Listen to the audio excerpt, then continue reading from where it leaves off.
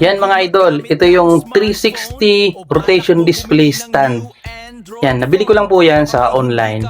Balilagay ko lang dyan sa screen kung saan siya may bibili o di kaya sa video description o di kaya dyan sa comment. Yan. Okay, no? Nga pala yung po na ginamit ko dito na pang sample ay ZTE Blade A75 5G. Yan. So mga di pa na mag-subscribe na kayo sa Techmark PH. So sakto lang yung ikot niya. So maganda to pa nag-online seller ka. Yan, tapos nagpe-present ka ng product. So pwede yung ganitong gadget. So gadget nito device.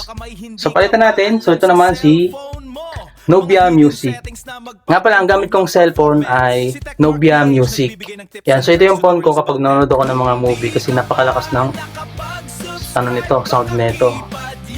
Ito naman 5G. Yan, 5G. Pero ang main phone ko talaga, ito yung mismo ginagamit ko pang vlog yan, no? Main phone. Ang main phone ko pala ay Itel RS4.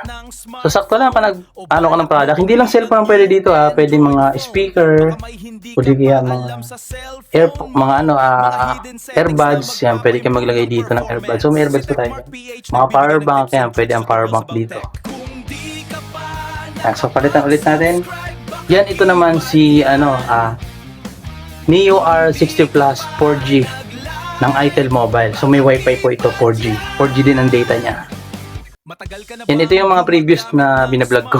So ito naman isa, yung hindi ko masyadong ginagamit. Ito naman ay gawa ng Itel Mobile. 4G siya.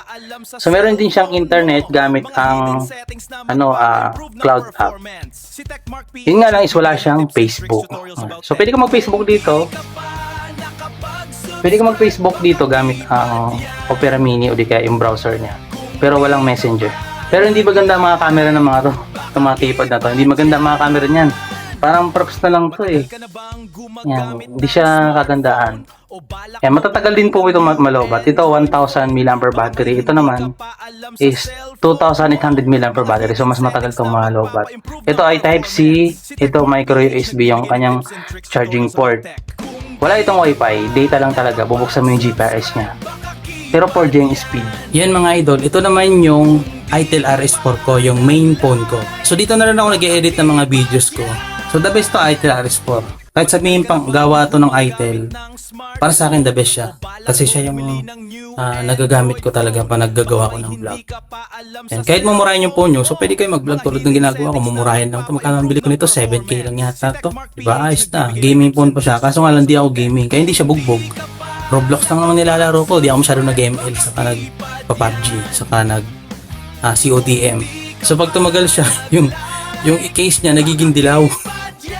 Samantalang ito hindi. Itong Nubia Music hindi nagdidilaw. Yan, pinagsama-sama ko na. Kaya niya pala ang 3 kilo. Yan. So, pinagsama-sama ko yung mga cellphone. Hindi naman siya mahirapan. Okay pa naman yung RAM niya. Yan. So, chinek ko yung specs niya. Kaya niya talaga kahit 3 kilo. Wala nga lang pang try dito eh. Yan. So, pinagsama-sama. Okay na yan. Type-C na rin yung charging port niya. Tapos yung ito yung on-off niya. Then ito yung indicator kung meron siyang power.